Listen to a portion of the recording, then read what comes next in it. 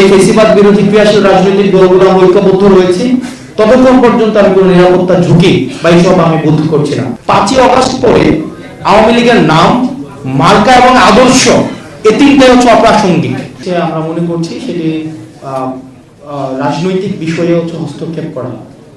চলো রাজনীতিবিদরাই নির্ধারণ করবে রাজনীতির ঘটনা প্রবাহ বা চলমান যা কিছুই পরবর্তী রাজনীতি কোন দিকে যাবে সেটি রাজনীতিবিদদের হাতেই থাকা উচিত।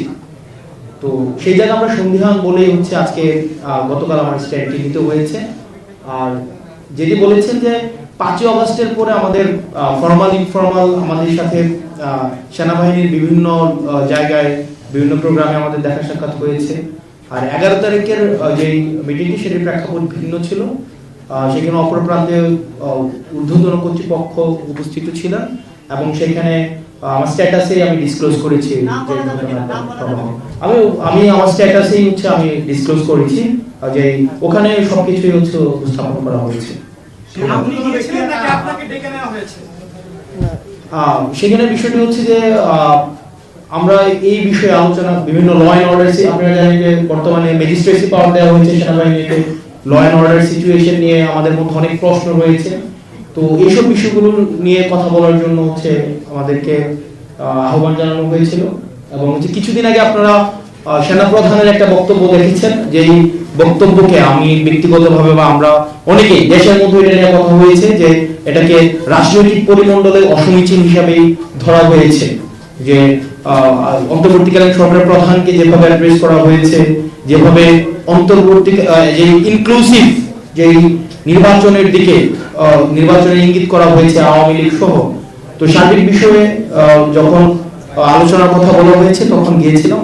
তো এই বিষয়গুলো আলোচনা করা হয়েছে। আমার স্ট্যাটাসে সব বিষয় হচ্ছে একদম মানে স্ট্রেইট ফরওয়ার্ড, সেখানে হচ্ছে স্পষ্ট করা হয়েছে। আর এখানে যেটা বলছেন যে আমি কোনো নিরাপত্তার ঝুঁকি অনুভব করছি কিনা, দেখেন 5ই অগস্টের পূর্বে আমরা জনগণকে, ছাত্র নাগরিকদের সাথে নিয়ে হচ্ছে আমরা আন্দোলন করেছি। ফেসিবাদ বিরোধী একটা তখন একটা শক্তি ছিল, এজেন্সি ছিল, রাষ্ট্রপক্ষ আমাদের বিরুদ্ধে ছিল। তো তখন আমাদের লড়াই তো আমরা বারবার বলছি আমাদের লড়াই এখনো অব্যাহত রয়েছে। সুতরাং এই বিষয়গুলোকে আমরা যতক্ষণ পর্যন্ত ছাত্র নাগরিক এবং এই ফেসিবাদ বিরোধী ক্রিয়াশীল রাজনৈতিক দলগুলো ঐক্যবদ্ধ রয়েছে ততক্ষণ পর্যন্ত আমি কোনো নিরাপত্তার ঝুঁকি বা এইসব আমি বোধ করছি না। সেনাবাহিনীর বক্তব্য আমি তো সেখানে হচ্ছে আমি মানে আমার ডিরেক্ট স্পিচ সেখানে কোটেশন দেওয়া ছিল, একদম ডিসক্লোজ তো ওখানে করা হয়েছে, একদম ডিরেক্ট স্পিচ আছে যে এখানে যে আমাদের কনভারসেশনটা কি হয়েছে, ও পাশ থেকে কি আসছে, আমাদের পাশ থেকে কি হয়েছে। না সেটা ওই মানে অপর পক্ষ বলতে পারবে। আপনারা হচ্ছে আমি তো ওখানে ক্যান্টনমেন্ট উল্লেখ করেছি, তো আপনারা কথা বলতে পারেন।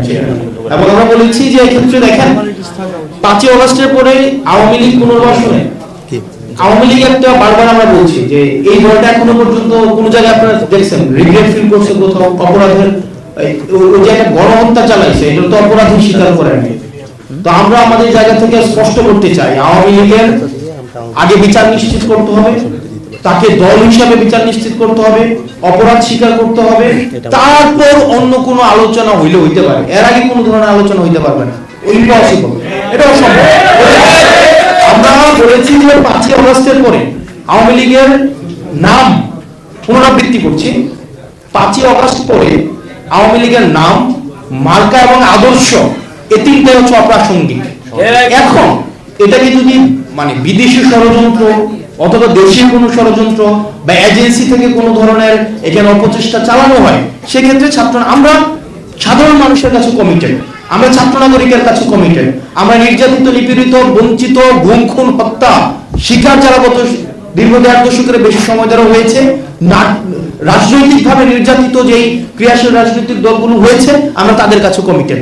কোন এজেন্সি, কোন বিদেশি কোনো হচ্ছে কোন কর্তৃপক্ষ কারো কাছে আমরা কমিটেড না।